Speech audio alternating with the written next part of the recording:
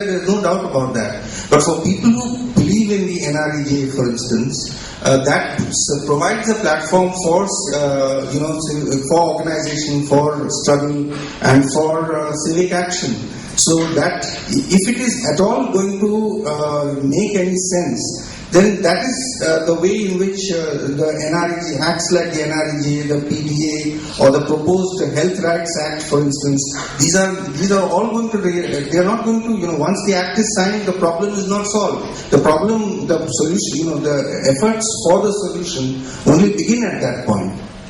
Now, coming to that comment about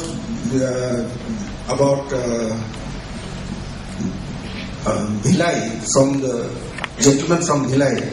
Yeah, I think that in Chhattisgarh, there are large groups of people who are, for one thing, the people who are surviving, they themselves are part of a process of struggle. Their own existence is part of an existence that is conducted in struggle. I think it is difficult for us to only, it's wrong of us if we just isolate certain aspects of it, like violence, non-violence, or the affiliation with the political parties. The struggles that the people are undergoing, are taking part in, have to be given the dignity that they deserve. And one can, of course, criticize certain aspects of those struggles. But nevertheless, the struggles are there and have to be recognized in their own right.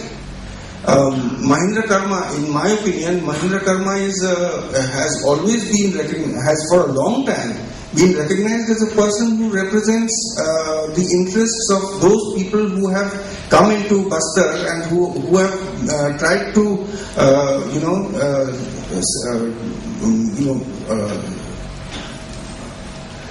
consolidate the interests of the rich people at the cost of the kind of economy that the people of Bastar themselves were taking part in. So Mahindra Karma started in the CPI. He gravitated to the Congress, and now he is Raman Singh's right hand. There are important elements within the Congress party, for instance, who are opposing the Salwa Judum. And, pardon? Not just Jogi, but there are important parts of the Congress party which are opposing the Salwa Judum. Mr. Bhupesh Baghel, for instance, he opposed the Tata land acquisition in Lohandiguda. Now, Mr. Bhupesh Baghel, who was deputy leader of the opposition at that time from the Congress party, he asked for the MOU that had been a copy of the MOU that had been signed with Tatas, and he was denied a copy of the MOU. He was the deputy leader of the Congress party in the Vidhan Sabha. He asked for it under the RTI, and it was denied to him under the RTI as well. So these are the things that are going on which we need to pay attention to at the local level. There was another question from here. I'm sorry, I've forgotten. Yeah. What was that? Could you repeat your question, please? People frequently argue in favor of Salwa Judum. Yes. They frequently argue that it is the best possible way to tackle the Naxals. Yes. And whenever we discuss these things in our friend networks, yes. Some of them goes in the favor of Salwa Judum, quoting that this is the best way to tackle the Naxals and develop the best ways to reach the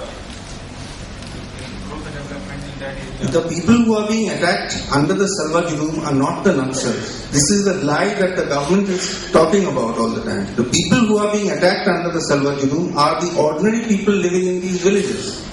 This is what our investigation showed. You see, so this is not correct that this is the best way to tackle the Naxals, whatever that may mean. The Naxals are not, tackling the Naxals cannot be the whole point of state policy in these areas. There are huge phenomena in these, which is what I have tried to point out in my lecture, that there is a whole starving population. I have myself conducted surveys in many of these areas in Dantewada district, in which I have found more than 70% of the I have come, in fact, not surveys but censuses of entire village populations in certain parts of these do not attain, epidemiological significance because the numbers are too small. But nevertheless, I have conducted censuses in which more than 70% of the people of the village have a body mass index below 18.5, and these people are, for them, just staying alive, surviving is itself a struggle. So this is the point that I am trying to make, that to say that salva judum is the best way to tackle the Naxals is not an argument. The point is that what is salva judum doing to these people in the villages who are living there? Excuse me, sir. Yes.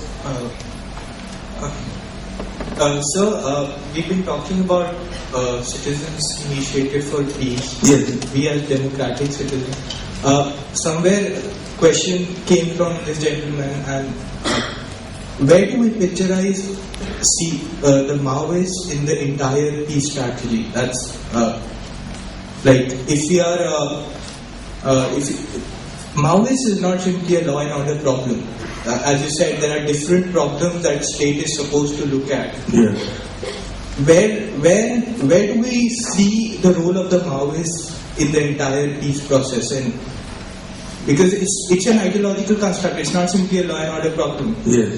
So where do we see in this entire initiative, that citizens' initiative, where do we see the role of the Maoists? And no, firstly, I can only speak from the viewpoint of a human rights worker and a person who is participating in the Citizens for Peace initiative. Okay? I cannot presume to speak on behalf of the Maoists since I am not a member of their organization.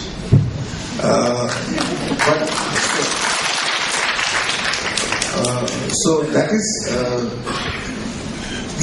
our role is to highlight the necessity for peace, to create a climate for peace across the population.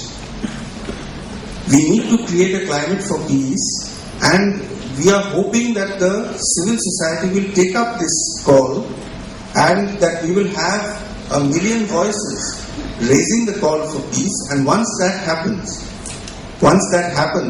then neither the government nor the Maoists will be able to ignore this initiative. Today our strength is very small, and it's easy for people to ignore us. If everybody starts saying that peace is essential, peace with justice must happen, then I don't think it will be so easy to ignore us.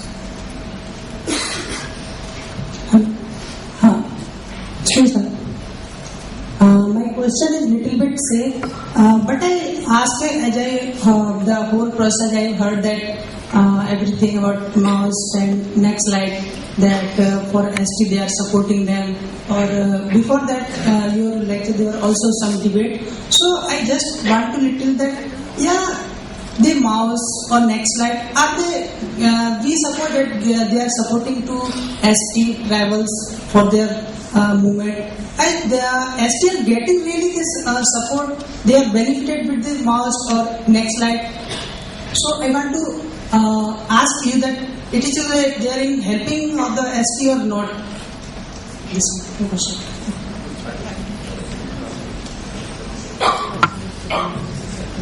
I think what the point that I have been trying to make is that the tribe, for the people in these communities, tribal, for these communities living on the edge of survival, that their quest for survival involves a struggle for existence. Okay?